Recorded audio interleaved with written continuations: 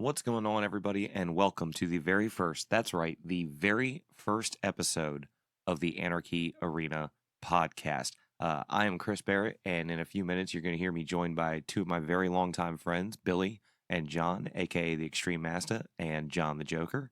And we're basically going to shoot the shit for an hour about whatever comes up. And sometimes it'll be deep, and sometimes it'll be downright ridiculous. This podcast is an extension of a talk show that the three of us used to do live streaming weekly on Twitch when we were all streaming. And this is what has come out of that. We have all since stopped streaming and have decided to go this route. We are venturing into the world of podcasts, and we hope you enjoy it. And this is our very first episode. So welcome to coming into the ground floor of the Anarchy Arena podcast. And I hope you enjoy our very first episode, the Synopsis of Anarchy Arena streaming.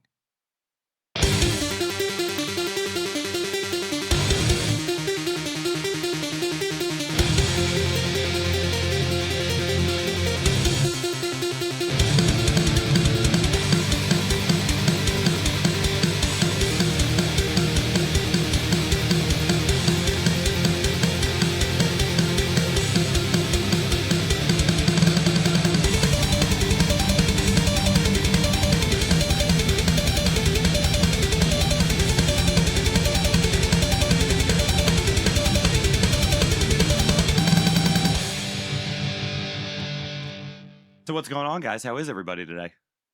I'm okay. I could have had a better day, but it is. I guess Wargaming decided to shut down their booth for Sunday, Monday. They only did Friday, Saturday, so I didn't even get to get in. Damn.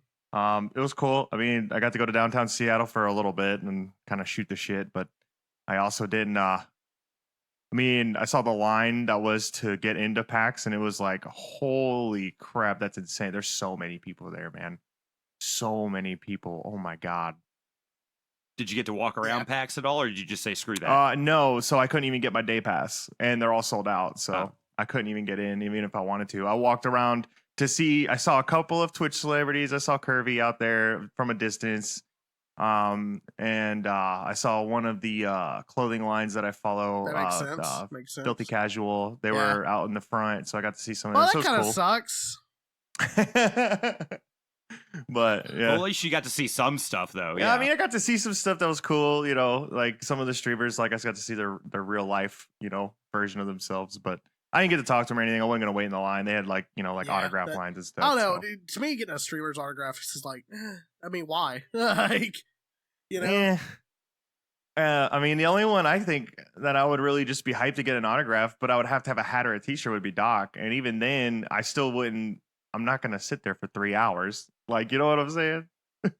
And I'm not even sure the autograph itself from Doc would be worth it. I'd rather have like a 15-second video hanging out with him, because that will live forever, like forever on the internet or on your hard drive or wherever. And you have that experience with Doc. You get a piece of paper, it just says Doc on it, and probably some swear words directed at you, or some 80s rambling shit or whatever. But you got a 15-second video of Doc cussing you out. Why wouldn't you be fucking happy with man. Doc cussing you out, calling you blonde-haired, blonde bane loser?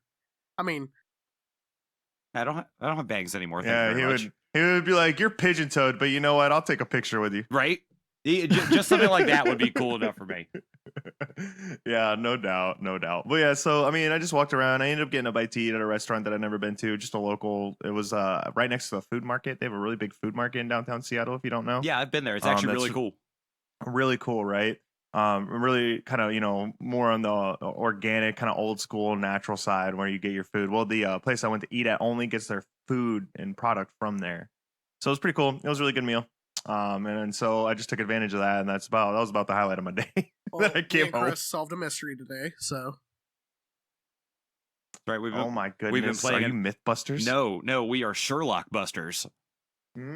So John and his wife bought a brand new board game that is a cooperative mystery solving game in the style of Sherlock Holmes, where you're playing all of his ancillary characters, and whether or not it shows how correct you are based on what Sherlock's discoveries are. So basically, you do the work and then you're checking your work against what he's figured out. It's very in depth and it makes your brain hurt because it's so much thinking. Yeah, but it's a actually lot of kind fun. of fun. I thoroughly enjoy it because it gets me.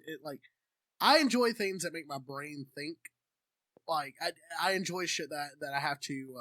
Is it like one of those like Betrayal? Like it's like a tabletop game? Not like how really. you play, It's or one of the few like tabletop games I've ever Okay. played where you leave the table and like you're still thinking about it. I mean, the first case we did, me, Chris, and Jesse, we played it until like 9, and then we got it from the table and walked away from it, and then me and Jesse took a shower together, like as you do as a couple. You know, water conservation and all that. Yeah, water conservation. You know, everyone should fucking do it. And we were talking about the case in there, and then the night after we went downstairs for something, and I was like, I want to check something because something's going on in my brain here.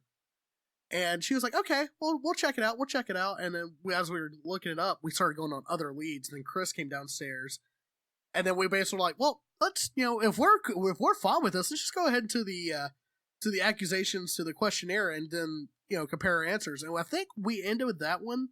So Sherlock gets 100 points. Sherlock is at 100 points. Okay. We ended at I think it was like 60 or 75. So Something like that, yeah. And they say that if you get 100 points or over, then you're better than Sherlock. You've beaten Sherlock. Yeah. So, you know, about where I thought we would be with that one. But the case we were playing today was a 4-part case that deals with the Jack the Ripper killings, which, you know, I'm that type of nerd that studies that shit. So I was really intrigued by it. And I was like, yeah, let's start this one out. Really interesting. Got to read a couple of interviews I haven't heard in a while, a couple of testimonies, and a couple of medical exams that people may have gotten wrong and whatnot.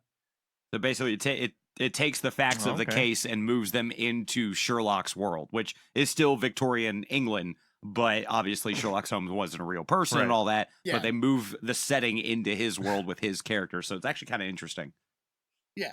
So we that's what we did today. And you know, we've been discussing kind of what we wanted to do this talk show about, this podcast, if you will. And I think there would be no better way to start this than to answer a couple of questions from our fans when we were streaming. So I think we should do this episode on streaming. And I'm going to ask one question. Are you ready for this one? Chris? Probably not. Chris. Probably not, but go Oh my ahead. God. Chris, why aren't you streaming? Why aren't I streaming? Yes. Well, I can probably break it down into Oh, no. 1, 2, possibly maybe 3 easy answers. A, I needed more money, and at the tier of streaming that we were all out, that wasn't providing that, so I had to go work some overtime. B, I was pretty burnt out. I was doing it, what would you guys say? I was probably doing about, 4 days a week, sometimes 5. Yeah, 4 or 5 days two a week. 4 or 5 days a week, 2 to 3 hours a night. And I know for a lot of people that watch streamers regularly, that doesn't sound like a lot, but a lot of those guys that you watch regularly, that's their job. I also have a 40-hour-a-week job on top of that, so I can only really book in about 2 or 3 hours a night. So I was getting pretty burnt out, pretty bad. And it got to the point where I was still enjoying the gaming, and I was enjoying talking to the people that I knew either from real life or knew from my channel, but I wasn't enjoying the idea of putting on a performance, if you will, broadcasting myself. I just wanted to play my games and talk to those people. I got really, it really just comes down to me being burnt out. I got very burnt out on the platform. Yeah, you know, that's not really no surprise to me. I mean, you were the most consistent one. You had the schedule and you stuck to your schedule, and that was one of your pros that me and John always kind of lacked in, was the rigidity of your schedule. But I mean, dude, I totally understand the burned out thing. I totally get it. I have no qualms with it at all. I was only sad to see you go was Because that was kind of your thing with streaming too, right? You kind of got burnt out. Yeah, there's a lot of things, but burnout is definitely there. I mean, that's definitely because it became not fun. Like, it was so fun in the beginning. I enjoyed every time I fired up my stream. It was just a different experience in chat and like with the different games I was playing or whatever, and kind of like a different vibe, you know. And then it started becoming kind of like a Right. predictable vibe, and it was something I didn't really want. Like, it was something like that's not really why I was streaming in Right. the first place. And so I kind of lost interest in that sense. And then I wanted to edit videos, but then I don't like the only edit videos I can edit are my own, and that's kind of boring. So that kind of fell too. But I am still editing videos though, so those are going to be coming soon. But they're not going to be anything anyone wants to watch because they're going to be World of Warship. See, there you are again with that fucking goddamn Yeah. self-deprecating BS. But for Like- those World of Warships fans, they're like, "Hey, man, Yeah. I'd watch some. I'd watch some great ass freaking cutscenes about that." Yeah, well, I've been tinkering around because like some of the clips are going to just be just kind of just games just thrown up, like it's like a hellaciously good game. Throw up the 30-minute recording of it, not really any editing involved, just cut out the BS and then post it up. But I wanna most of the World of Warship streamers don't edit very hard. They don't go into like in-depth editing, and I want to do some funky stuff with the ships. You know what I'm saying? Like discolorations, back and forth with like the music bobbing, stuff like that. I've been kind of experimenting with that to come out with a more unique point of view of the game. So yeah, I've been doing that for like the last week. But yeah, streaming wise though, I mean, video editing is totally different. You can take as long as you want with that because nobody's watching you. But streaming wise, I really do want to. There's a part of me that wants to stream. I think, Yeah, like it's still there, but I don't. The timing has not been right in a while. Like I'm getting close, I think, because like I'm kind of getting stable, right? Like I got a consistent job, pretty predictable hours kind of thing. So like in the future, I might stream again. It just I don't know, but it would be a more casual. So less of a schedule, definitely right? Less of a schedule, 2020. more of like a free form kind of thing, right? Right. Oh yeah, for sure. It would just be if I can do it, I'm awake, I feel good. You know what I'm saying? I'll fire it up. And I'm just going to play what I'm going to play. And if I don't have people watch, because I'm not going to play games to get the viewers kind of thing. I'm just going to play what I'm going to, play. And if people are there, people are there. That's the only way around it. Because if I'm not having fun playing a game, I definitely have fun streaming. And I know, John, I was still streaming with you for a while because we had our show that we did together on Thursday nights, a.k.a. Thursday Night Riots, where we did our wrestling show and whatnot. And I stepped down from that after a while, too. And you kept going until you stopped. So what made you want to stop? Since you asked us, now I guess I'll ask you. What made you finally go, you know what? I'm done. Well, mine's a little bit more like internal. Like I definitely have the time to stream. It's just, man, the best way I know to describe it, and me and Billy talked about this late at night one night, is I just like every time I would turn it on, I'd get deeply depressed because I was worried about the numbers. I was worried about the money. I was worried about like, oh well, I better get $100 this week, or else this entire fucking week of streaming was a waste of my damn time. And I feel like a lot of people that were in our position get stuck in that mindset. You get so stuck into how much money am I making doing this hobby, and you treat it like it is a job. So, like, to me, that was the biggest reason why I got so tired of being depressed every time I press start streaming, and I was like, I can't do this. I have to stop. For me, I was like, I'm gonna take a break, and when I come back, I'll hopefully be more fired up. Yeah, be more recharged about it. In which, just like Billy said, yes, we are planning on streaming again, and I sincerely want to do that. I sincerely want to start streaming again, but it's going to be on my terms. It's going to be on games I want to play. To hell with chasing viewers, because I feel like a lot of newer streamers and smaller streamers, they do that, and it shows on their streams. Like, I don't see the passion that I had when I started streaming and some of these newer guys, because all they're playing is. And I'm not hating on the game, so before, any comments on this podcast or anything like that say anything, I don't necessarily hate Fortnite. I hate what Fortnite did. And what Fortnite did, in my opinion, is create a kind of mindset of I could be really good at this game and become a millionaire over fucking night. And I hate to break it to these people. There are some really good streamers out there, really good Fortnite players, really good Overwatch players, really good whatever you play players out there that are averaging not even 20 viewers a night. And is it partly to blame because of the system, or is it partly to blame because of the because of the game saturation? And you can have arguments based on that any day of the week. But to me, it was just it got to a point where I was putting so much effort into it, and I wasn't making anything out of it, that I was getting like Chris, we live together, you could see it. I was getting like just destroyed mentally, and it affected my physical health as well. Like I would probably put on about 80 pounds streaming. And I would agree with that from the stress of it and from stress eating and from things like that. But you brought up an interesting point a minute ago that I wanted to bring to the group as well. Since you brought a question, I'm going to bring a question to the group. Specifically with Twitch, because obviously the three of us can't talk about any other. Okay. So obviously the three of us can't add to any other platform, because I know, Billy, you dabbled in a couple other platforms, but John and I specifically stayed on Twitch.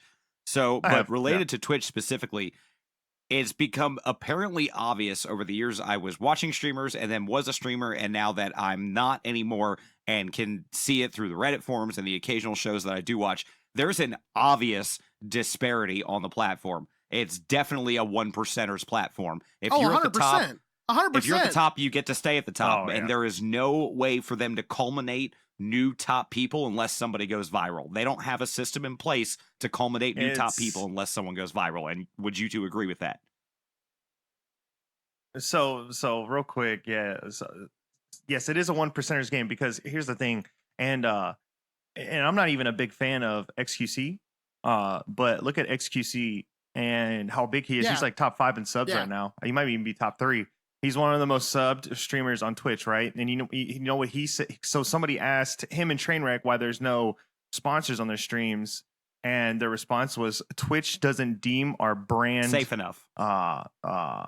Safe. It's not a safe brand. You have a controversial brand. You're bringing a risky brand to the table. So Twitch won't go out of their way to help them at all. Like, they won't get sponsors. They'll get some sponsors that they reach out to, but they won't get the big ones because they're considered risky as a brand. And see, this word is something I've been seeing coming up a lot more here recently, a lot more. And you can thank 100 Thieves, FaZe, Cloud9. You can thank all of them for that, because that's where it all comes from. But everyone is, as a streamer now, is representing a brand. You're not representing yourself as a streamer. You're a brand, and you're trying to sell a product. Like, that's what Twitch is now, and that's a serious issue that I think nobody's really paying attention to, man. Like, the word brand is being used a little too much, especially on Twitch. Doesn't have to be a brand. Like, and I had the Twitch sub count up right here, the real Twitch sub count. Montana Black is at the lead. I don't even know who the hell that is. Dr. Disrespect is 2, Shrouds 3, Nick Merckx is 4, Tfue is 5, XQC is at 6. Movement, yeah. Okay, so it's top 10. Dr. Lupo, Tim Tatman, a lot of these big streamers are at the top. And I think that, like, it's like what you said, it's the top 1%. A lot of people don't understand when they get into the streaming game is like, look, you're competing with some of the biggest streamers that are out there. If you're playing Fortnite, you're competing with the biggest streamers out there, and you have to have something that makes them want to watch you. What that is, that's up in the air, but that's the big thing.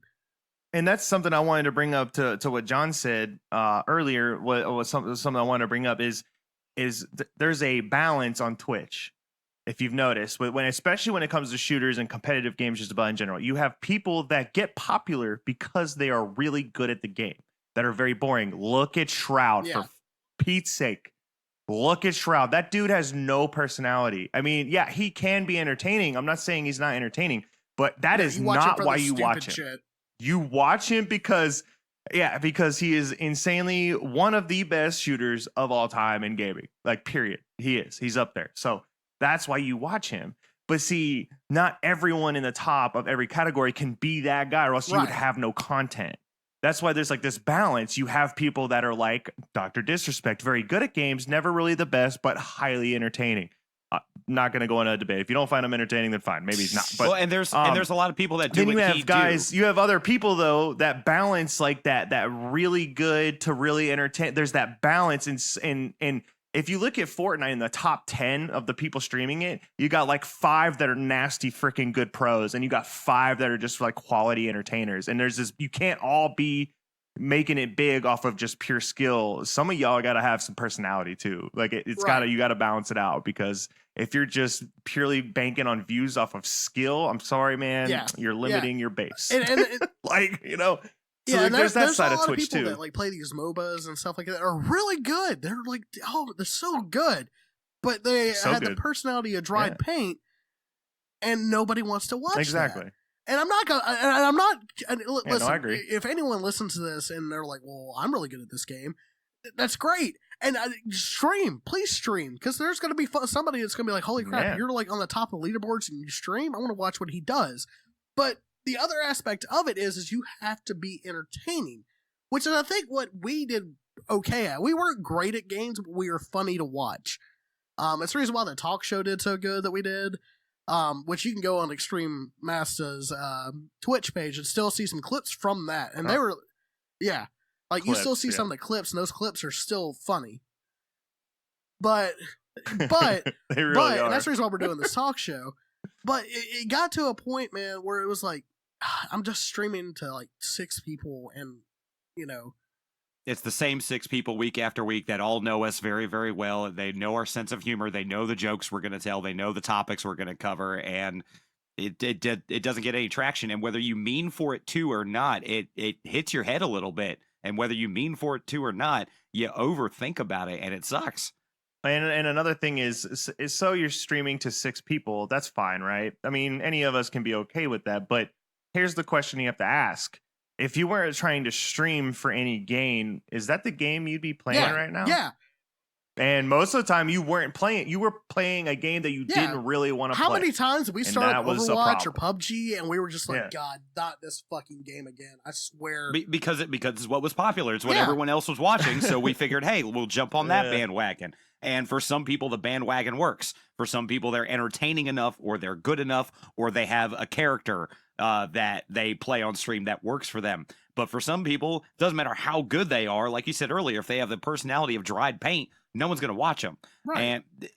But by the same token, all of that being said, going back to what I mentioned earlier, is I think Twitch also has a bit of a responsibility, as does all the streaming platforms. I'm going to include YouTube on this one because I feel like they have this responsibility too. They need to have a system in place to culminate their next revenue stream, because that's what it means to them. It's a revenue stream. They could give 2 craps less about the person. All they are to those companies is a revenue stream. And right now, aside from viral videos or viral streams or people tweeting out nonsense that somehow gets people to their channel, they don't have a way to organically culminate new content creators. It all relies on who the public deems fit. And we all know that changes, at the drop of a penny. Oh yeah, I mean, we've seen and yeah, and that's the thing about Twitch is how do you market a streamer? Just look at Ninja pre-Mixer, right? Look at Ninja, the biggest streamer of all time, broke records no one's ever even come close to since. Consistently the best streamer, and then the last like 4 months though, before he went to Mixer, he was average. He was completely less than most people, and just right in the top 5-ish range, maybe. He just really wasn't anything that special. And the reason is because the people wanted to watch something else. How does Twitch culminate? Like, Twitch can't use Ninja as his picture because he's not the top streamer anymore, and it changes so quick. And Twitch has to react to that. Like, okay, why is this getting so big? And they try to do things to advertise and get people to follow that bandwagon. But dude, it's hard, man. In the gaming world, it's hard to really kind of predict what you're going to see and who's going to follow coming what. out. I mean, one of my favorite streamers, that too. Maximilian Dude. If you like fighting games, look this guy up.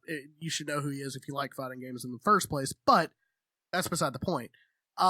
He talked about it. Like, someone asked him, "Why didn't you get good at this game? Why aren't you good at this game?" And he's like, "Dude, there's so many fighting games coming out, and I want to play them all, and I just I can't keep up with it. I can't keep up with playing Street Fighter V when I'm trying to produce content for Mortal Kombat 11. I can't keep up with Mortal Kombat 11 when I have Guilty Gear coming out. I can't keep up with, you go on and on and on. That's the other part of streaming, man. It's so like you spend so much money just trying It's to exhausting. play the new game. Yep. There, to keep up, and Keep it's up. like, and before I'm gonna cut this one off at the pass. Before anyone says that we're complaining that we never made it, we kind of knew that we weren't ever going to be big. Well, we had hopes, but we knew we were never going to be huge just because of who we are. But it's different when people. It's a completely different game when you're looking at it and you're like, okay, this streamer is so good and nobody's watching him, or this streamer is so much less toxic than someone else, and I agree. Yeah, you shouldn't be able to just write someone off on their because of who they are or how they act. I mean, XQC is the cringiest fucking dude I've ever watched in my life, but there are people that love XQC, and I understand that completely. Yeah, well, and also, XQC does really good for for popularity. It's his clips are insanely viral material every freaking time he does something, and it sucks too because it's like that's like shit. That's not the content and the quality we want to see on the internet. Like, we don't want to promote these people, like, not necessarily speaking, because they're not necessarily good for Twitch, but at the same time, we all laugh at it. Yeah. Everyone's laughing at it, whether you want to admit that we should see that or not, or that should be spoiled by Twitch, but the shit is funny. So it's kind of like you hate him, but at the same time, man, he's got something. Right, There's right, something there, right. clearly, that everyone likes, It's I, hard to admit. I have to say, I but- think they also have a problem with the other side of their community, which is their drama fest. Basically, they're soap opera streamers who are there just to stir up shit or just to be ridiculous. They're like modern day Howard Sterns, but instead of the radio, they've got the internet and they've got video instead of audio. And they're shock jocks, basically. Dude, and right. Twitch knows full well, as Yep. do all the other streaming platforms, YouTube included, that yes, these people are nothing more than shock jocks. And instead of trying to curtail that and go, hang on a second, if we're supposed to be quote unquote advertiser friendly, then why are we letting this slide through? Well, we're letting it slide through because it's getting 50,000 views and it's making us money.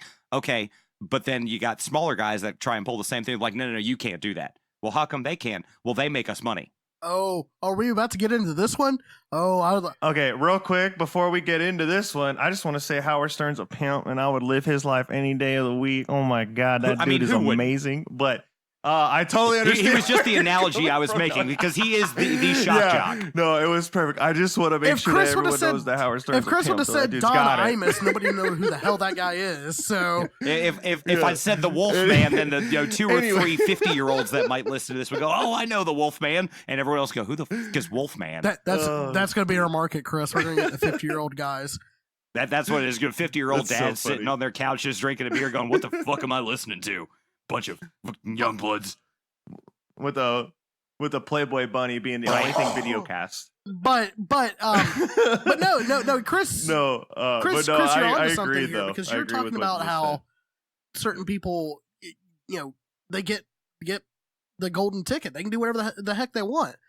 Right, and we don't need to name names. We all know who these people are. If you have an internet connection and Twitter, you know who these people are that get away with basically abuse, and not a eyes batted, nothing really happens, and that's really like the crux of it, man. That's the reason why I hate how some of these platforms are set up.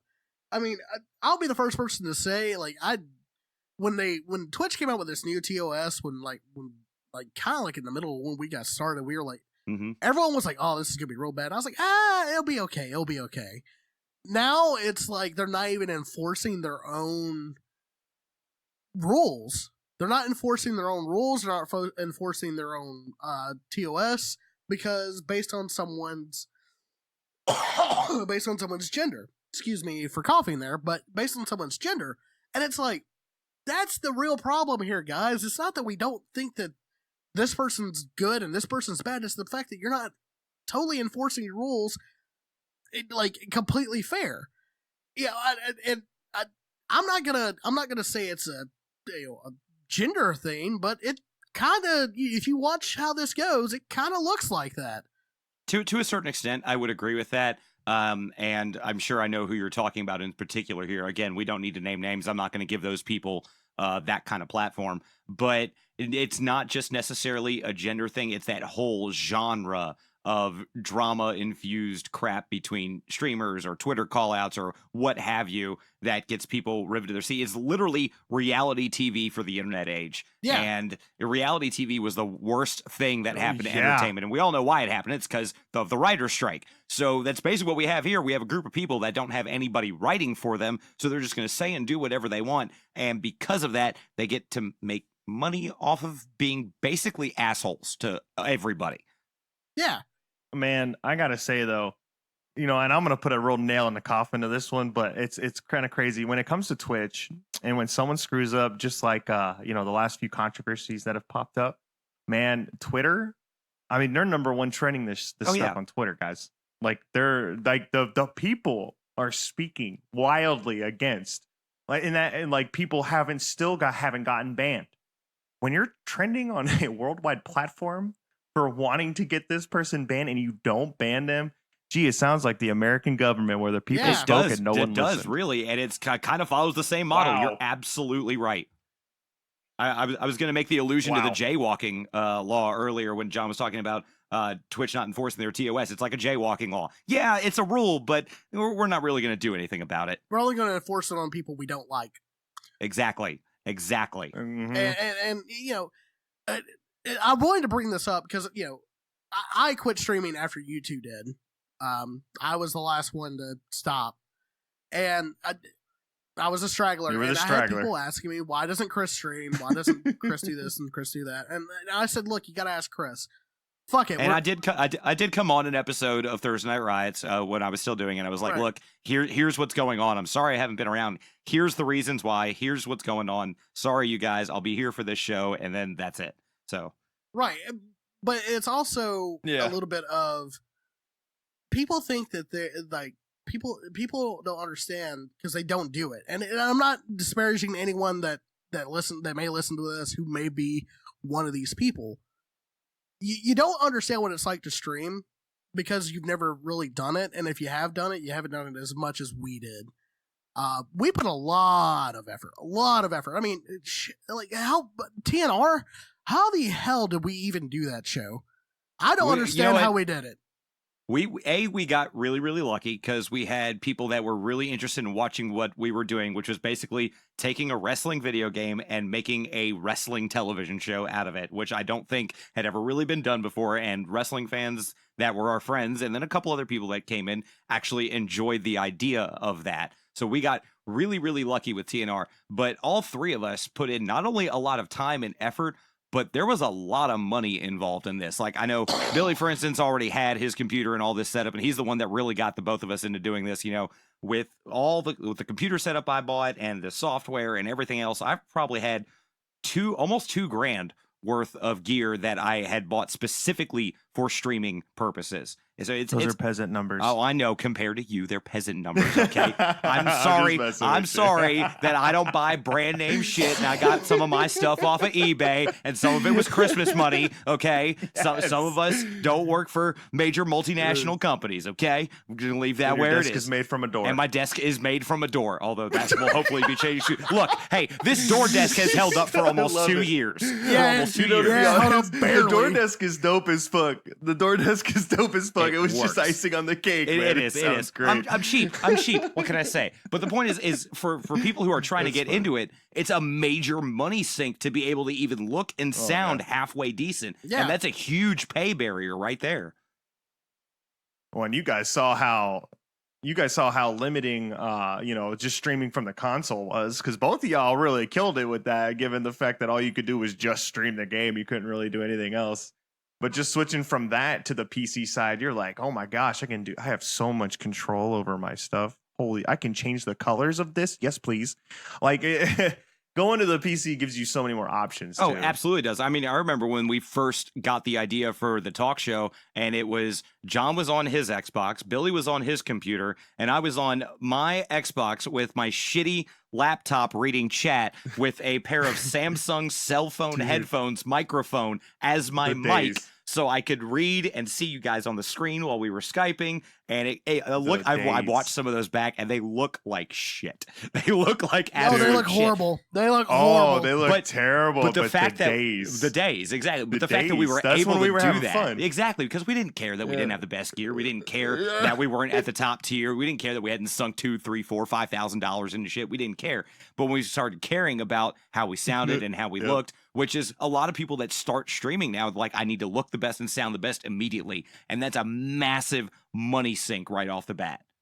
Mm-hmm. Well, the other problem is like if they don't look good and their stream looks like crap, they're not going to get views. Period. Exactly. Yeah, just because I mean, like with me, I always went audio interfaces, right? Whenever I bought my audio equipment, because they were super easy. If I were to have bought a super complicated mixer, not like what's sitting next to me right now, but if I would have bought that in the very beginning, I would have made my stream even worse because I didn't know how to use it. Exactly. Like, just because you have good gear, if you don't know how to use that good gear, it can make it astronomically worse than buying, for example, like a cheap headset mic, because a cheap headset mic at least is going to be consistently what it is, and people are going to come to expect that. But if you buy this fancy mixer and you try to amplify your voice to be as clear as some of the most professional people, but you do it wrong, then it's almost worse. You might as well just have the $20 headset mic. Yeah, I tell people all the time, like, you don't need to buy a mixer and buy a really good microphone in order to start streaming. Just get yourself a Blue Yeti Snowball and hook that up to your whatever you're using, your laptop, PC, whatever you have, and then just go from there.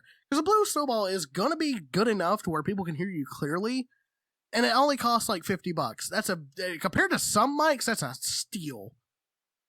No, and Blue makes the best budget, the ultimate of budget mics. Absolutely. As a matter of fact, down. they actually came out with some new ones recently that a lot of actual music producers are starting to use. They're up not in the $50 range. They're close to like the $150, $175 range, but they've improved them while still making them super simple to use. And that's a great market for them is, hey, these aren't going to be, the $1,000 mic, but it's going to be what you need for a decent price point and be so easy to use. I could teach your dog to do it. Right. Yeah, and just for the record, for people that aren't into audio, a $200 mic is still considered budget. Yes, very much so. That side of the audio side of the world is insanely expensive. Yeah, even the headphones So are stupid expensive. Oh, dude, yeah. and I spent, but I gotta say, I spent some big money on these that I have, and I'm still, dude. How long have I had these? 3-4 years, Yeah. easy. Yeah. Dude, and they are killing. I love them. Still got them suede cuffs, bro. They're nice, but we get it, Billy. You're part of the 1%. We get it. All right, like, sorry, no. But now you could pick them up for almost a discount of 75% of what I freaking paid because they're old now. Yeah, now you can. But Jesus, even still, the entire thing's a barrier. I mean, because even if you know full well that okay, I don't need $1,000 microphone to start streaming. I could do it with $100 microphone. You get that sense that you have to have the $1,000 microphone, that you have to have the 16,000 core CPU running, 50 million gigs of RAM and 5 graphics cards all tied together with silly string just to stream. You don't. I want to live in that world. I want to live in that world too. Yeah, Chris. Yeah, you just created a world I want to live in. Like, no, I mean, so do I. I have 3 2080s. All right, cool. Let's go. I'll take some millions of RAM. Yeah, my game went computer's so fast that it's clicking on things for you before you even know what you want to do. Oh my God, that's the future, guys. Psychic computers. They start just doing shit for you. It's using Elon Musk AI, and it's like, I already know what you were searching for, bitch. I got you. And it's like, dang, I don't have to use the keyboard no more. My computer's so smart. Except now I see a real problem with that. You've got Neuralink. You sit down to your computer, and I could just hear the Neuralink voice in your head going, God, Pornhub again? Jesus. Pornhub? What? Yeah. Pornhub? What fucking rookie shit? John watches Pornhub, and he doesn't even watch porn. It's true. I've been watching a show called the Hentai Gentleman's Club. It's done by Jesse Cox. I suggest anyone go on Pornhub and watch it. Oh my! It's goodness. actually really funny and really, really well done. But I don't get it. I don't get the hentai thing. Well, Chris might, because he likes anime. I don't know, Chris. You like hentai? Is that a thing for you? No, not really. I mean, yes, I do like really? anime, Okay. and I can see where some people might like that whole genre. That's definitely not my cup of tea. I'll take regular definitely anime not. with occasionally there's an animated boob, but not like tentacles coming out of the wall that are trying to do God knows what to God knows who. Sometimes they're doing it to other That's funny. tentacles, and it's fucking weird. No, you Well, can't. No, I'm sorry. Before we disparage anyone, if it's your kink, it's your kink. We're not going to tell you Oh, that absolutely. you shouldn't have it. But Yeah, I'm not kink shaming. I'm just No, saying we not were for asking. me. We were asking if it was for Right, Chris. right. We didn't Nope. say for Right, everyone. right. I It just is don't not want- my bottle of Mountain Dew. I don't want anyone to listen to this and be like, "Oh, they hate animated porn." Like, no, it's that doesn't get our dick hard. That should be a T-shirt. That should be a T-shirt. That should be a T-shirt My or a Blue God. Chew ad. Our Blue Chew ad. Oh God, if we ever get sponsored, if Blue Chew hits me with money, we're doing it. Hey, Blue Chew. Just saying, Blue Chew. The door's always open. Door's here always at, open. Anarchy Studios. And if you give us Blue Chew, we'll keep that door open with our massive erect cocks. Anyways, so I feel like we've been talking about the bad parts of streaming, and I understand we are bitter old men that are We're bitter old men that are in our 30s, Yeah. for the record. yeah that feel like Barely. God, stop making me sound so old. Fuck you. Jeez. Oh, fuck you. I just got here, Chris. Sorry I wasn't on the train for the last few months. Okay. Anyways, I want to kind of focus on like the things we enjoyed about streaming. Okay, so what was the thing you enjoyed most about streaming, John? Man, I met so many people from so many parts of the world, of the country. I've talked to people that I really had no business talking to. I've met a couple of my favorite YouTubers. Like, actually talked to them personally. By the way, Count Checula, Horror Guru. You should check them out on YouTube. I'll give him that one. Yes, thank you. But I talked to people who in real life I probably would never approach, but because I was streaming and because I was trying to make connections and whatnot, I really met a lot of different people, different mindsets, and I'm still doing that. Like Discord, I open Discord more than I open Twitter. That should tell you something. I really think Discord should be a more popular social media outlet than Facebook or any of them. Well, Facebook 100%. for 100%, but that's beside the point. Yeah. I enjoyed meeting new people, and I made a pretty good chunk of change doing it. I never made great money doing it, but I made some money. You never made job quitting money, but it was money. But it was money that helped out a lot, and I do appreciate anyone that's ever donated or subbed to my channel. Corn dogs in chat. Oh my God. For those of you that are uninitiated, that is my emote, is a corn dog. Corn dogs and dick fans. Corn dogs and dick fans. Man, what other stream could you go to and say, you know what, my emotes are corn dogs and dick fans, homie? That's the reason why I was a meme streamer, man. I don't know what to tell you. Man, there ain't nothing better than that. Okay, so Billy, what was it for you? What was the most enjoyable part of streaming for you? It's a combination of two things. So I had to think about it because this is tough. Really, at the end of the day, it was meeting people. And especially I am stumped at how many, and I think it was because of the hours that I streamed, because I normally streamed late at night. That was always kind of my ground, my territory. Everyone always streamed in the evening, and I was always kind of the late streamer. That was always kind of what I did because I was always on swing shift, so I was streaming after midnight. Yeah, John and I were the primetime sitcoms, and you were exactly. Letterman. Exactly. God, That's really damn, good. I that's like old that. as Damn. shit. That is perfect though. What a great description of us. Anyway, that was pristine though. So, but I would always be late at night, and I would always get Canadians, and there's nothing wrong with that. I'm not saying it for any other reason other than when I started streaming, I never would have thought that most of my viewer base was Canadian. That was definitely not an idea in my mind that would ever happen. Especially ones awesome, that call though. you damn dirty hippie. Shout out to Lance Kane. Yes. Oh man. Yeah. Fucking Lance, dude, still listen to your fucking Snapchats every day. That guy needs a YouTube channel. Even though there's too many at some time. That- Dude, I he know, needs a dude, the YouTube amount of channel. snapping he does. Jesus Christ. But yeah, I think alongside the people and just blown away, because I've always heard my whole life, people from Canada are nice. Well, now I can thoroughly say that I agree with that statement because I have, out of all of them, even Gannon, who is super aggressive for a Canadian. Really, he is. He's very aggressive because if you talk about Calgary, you will see the claws come out of him, but see, it's still in the nicest way. He's just a cute little kitten batting at some, but because he's so friendly, but he hates Calgary, and he will tell you about how much he hates Calgary. That was interesting. That side of Twitch is what I would never have had without it. I would never know that people were like that from there.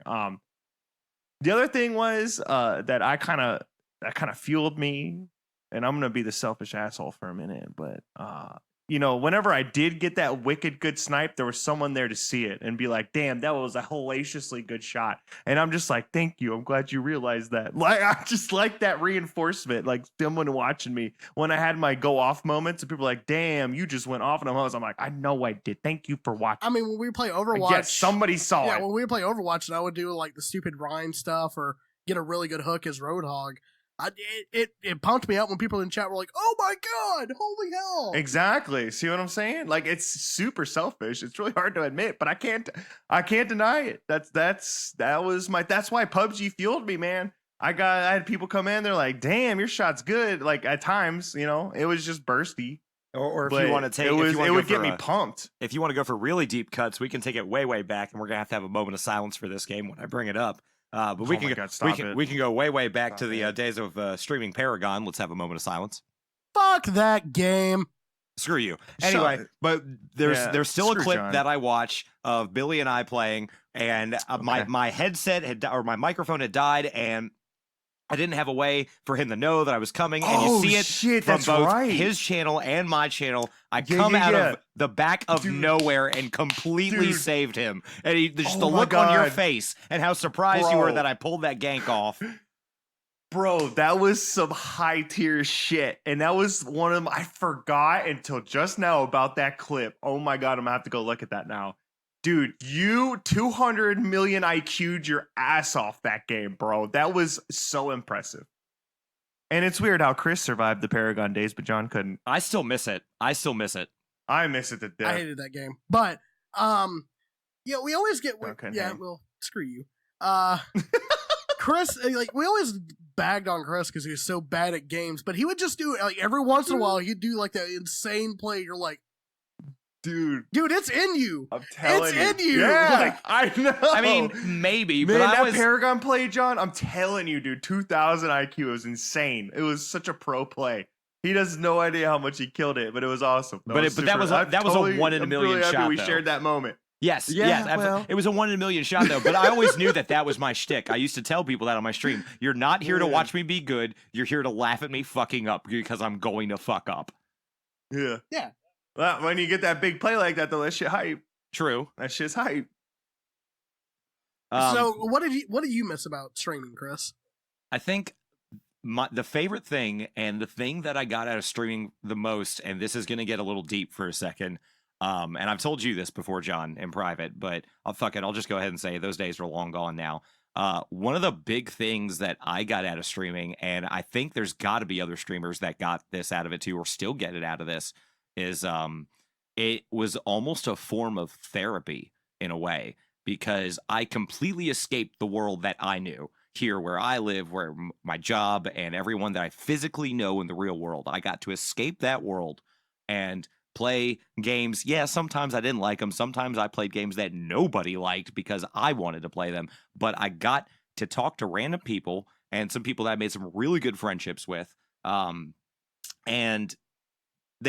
they might have asked how my day was, but it wasn't trying to dive in and, ask if you're okay and ask if, such and such did this today or blah, blah, blah.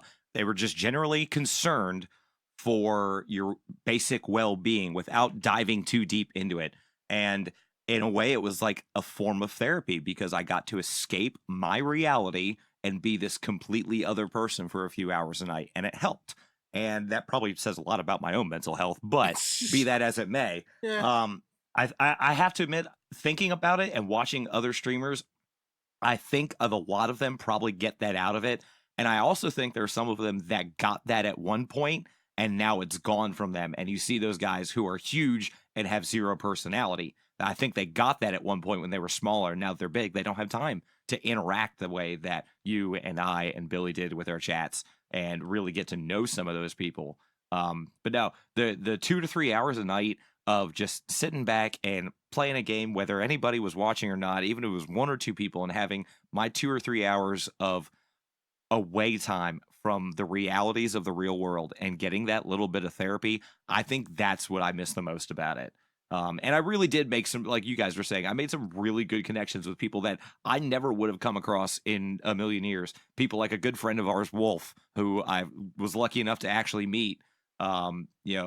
She is got to be one of the sweetest people on the planet. And if it hadn't been for streaming, I never would have met a person like that. People like Lance Gannon, probably one of the most punkiest MFers on the planet. So and punk, I never would have so met it. punk. So punk. I mean, we've talked about it a couple times, but his Snapchat is literally just him railing against dirty hippies all the time. Even if the people he's talking about aren't actually dirty hippies, everyone's a dirty hippie to him. And I love it. The guy's hilarious and super intelligent, and you get to just get other people's experiences and other people's take on the world, and it lets you come out of your own world for a little bit. And it's in a lot of the bigger guys and girls that are streaming, they don't get that kind of interaction anymore. They don't have those 1 or 2 really close fans anymore because they just can't. I mean, it's not feasible. And to a certain point, I can understand that. And to a certain point, I'm like, fucking try harder. But no, I miss the therapy. I miss the way I felt when a stream got done, when a stream went well. Now, I'll admit, when a stream didn't go well, and John, you can probably attest this too. When a stream didn't go well, you'd turn off the rig, you'd turn off your OBS, and you'd just be like, well, shit. That was a waste of the last 2.5 hours. I feel like ass. I'm going to go have a beer now. Well, I would just like on the bad nights, I would turn off the stream, and some nights I would fucking cry. I would sit in my chair and cry because I've cried on stream before. Damn, man. I've cried on stream before. I've been mad on stream before. I would cry. Because I would just be so defeated. I would just be like, I just need to stop. I need to stop kidding myself. I need to stop, Well, and like an ultimate thing with streaming, right? Say you're having a terrible day in game. You're just not your shots off. You're just doing real bad, right? So you already have this mindset of I'm not performing well. But if your chat goes off and your chat is super great and you have like a great chat experience, you can play like shit in a game and still feel super accomplished. Yeah. You know what I'm saying? Like you can feel real happy because at least people were enjoying the stream and you and your presence and stuff like that. And you didn't necessarily have to play well to have that. But see, the problem is, man, it never seems like that caters to us. We have to play top notch all the fucking time in order to keep people around. Like I always felt like that was kind of a burden. A little bit. I was never that person. I was never the guy that was going to get the great shots or anything like that. I never played like that. I mean, maybe when I was playing Smite, I could maybe act like I was that person, but even then, to me, it just like I said, I would cry. I mean, there are times I'd go downstairs to Jessie, and she's like, "How did your stream go?" And I would just break down because when I say it messed me up mentally. I'm not joking. I'm not saying that to garner like any sympathy or anything like that. I legitimately it made me depressed. When I would have a bad stream, and at the very end I was having more bad streams than good streams because I would be so stuck in the mindset of this is going to be bad. You're not going to have anyone to follow. I had like imposter syndrome. I had, I felt like I didn't belong anywhere. I felt like the people that watched me did, because they felt obligated to do it. And that's just kind of where I was. So, I mean. And again, if anyone's listening to this and you think I'm being negative towards you, understand that is not the case. That was my brain telling me that I didn't belong here. That wasn't you. That wasn't anyone in chat. That wasn't anyone that I've known in real life or anything like that. It was my brain, and I had to unplug and get everything right. And I'm mostly there now. I still have a couple of moments every once in a while where I have to deal with my depression, but it's not as frequent. And watching other people stream, like one of my favorite streamers I'm watching right now, a lady by the name of Guiltless Gaming. I highly suggest anyone go watch Bike Girl. Bike Girl, as I call her. Yeah, Bike Girl. Definitely go watch She's her tight. streams.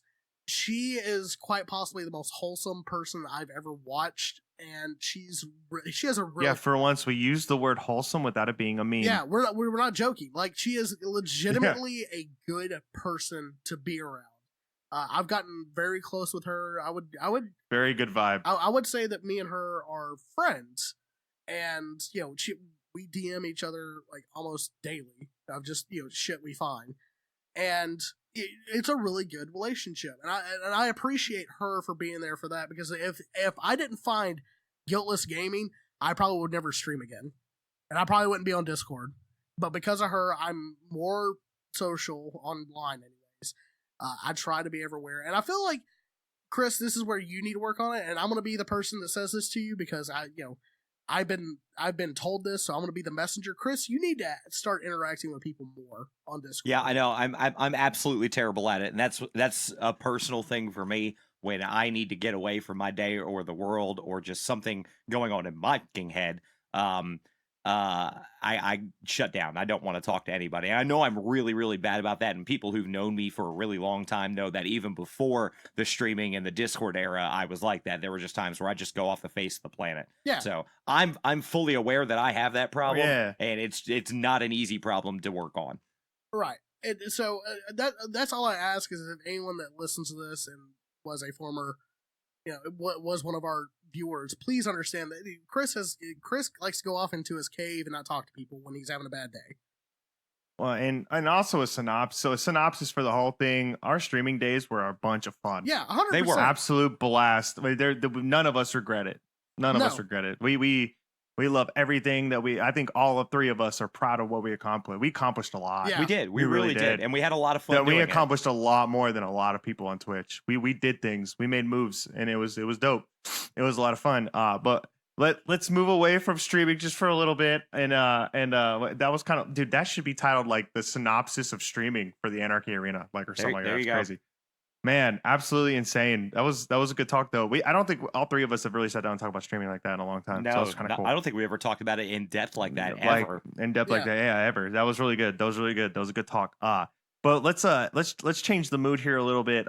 So we had a big drop, and for all three of us, this is big. And I want to hear really the Metal Barrett the most. But John and I already had a little thing over the first one, but Tool finally dropped that album, guys. Oh my god! Tool finally dropped that album. Tool. How many years? 13 years. 2 decades? 13 years. It was the year before I graduated high school when the last Tool album came out. It was 2006. 13 years, guys. And then I feel I feel like we could do a whole podcast on this.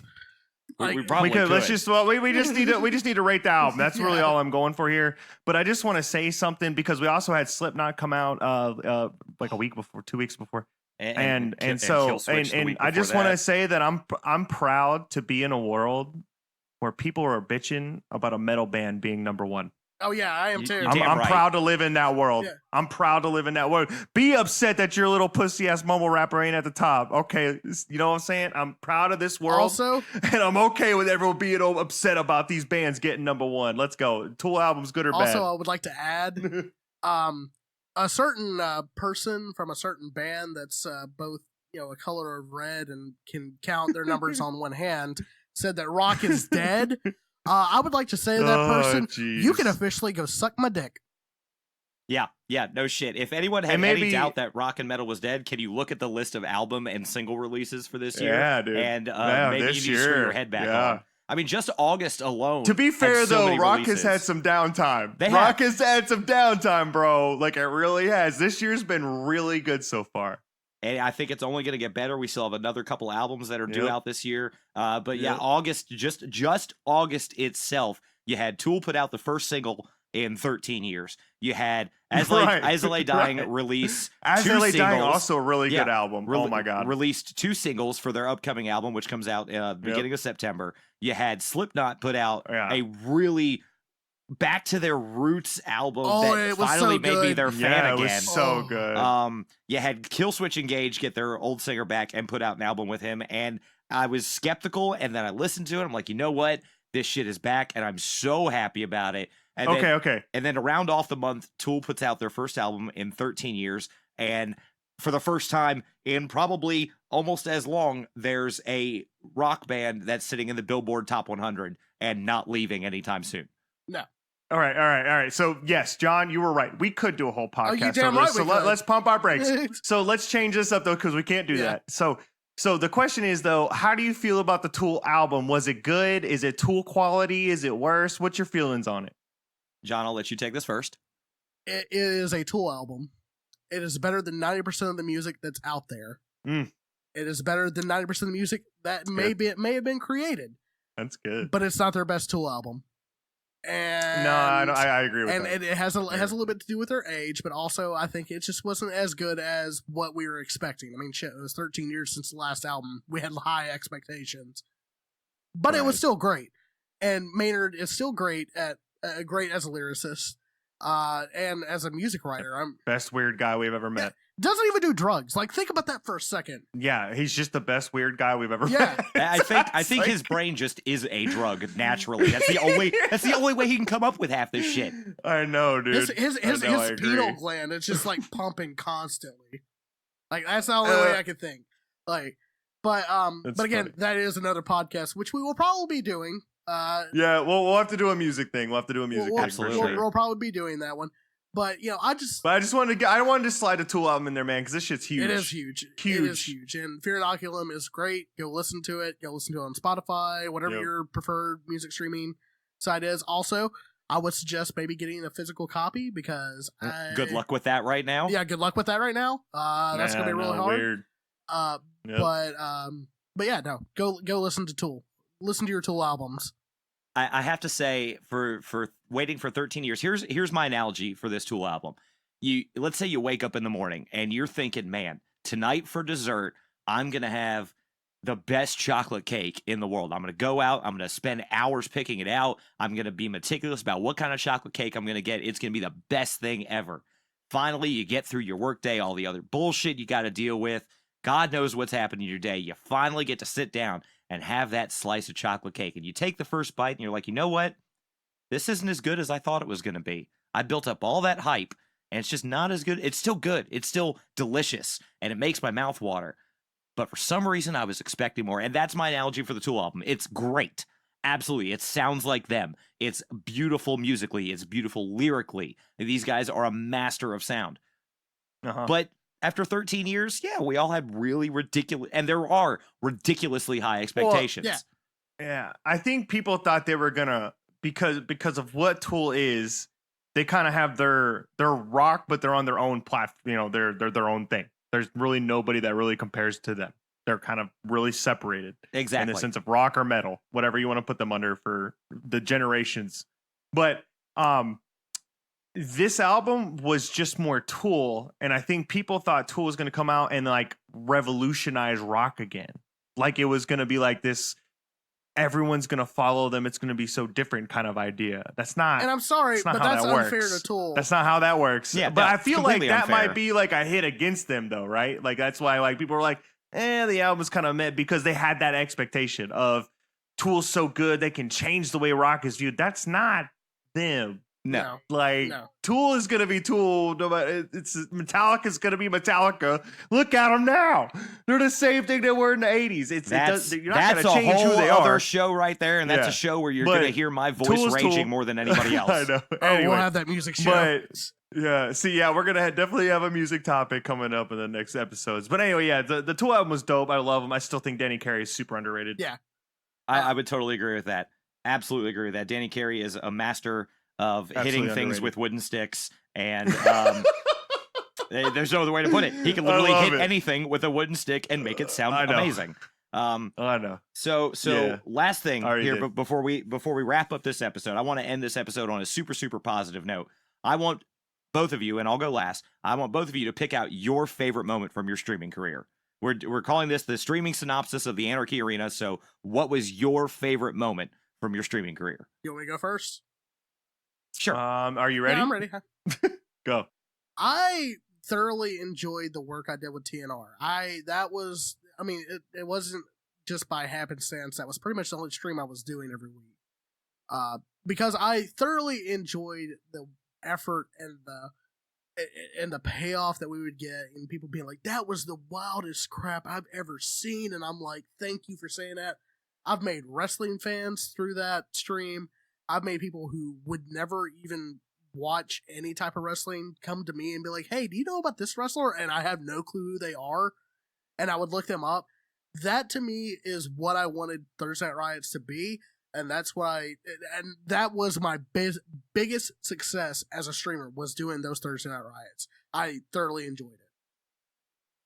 I kind of expected that to be your answer. Yeah, Thursday Night Riots was definitely an experience.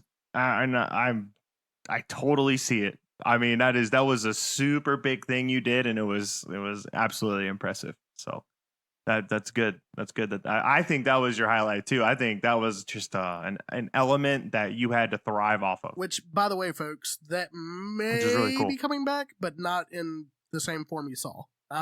It depends on another thing, but if that other thing happens, more than likely, I will pick up Thursday Night Riots, and I'd love to do it with Chris again. You know, where he doesn't feel like as obligated.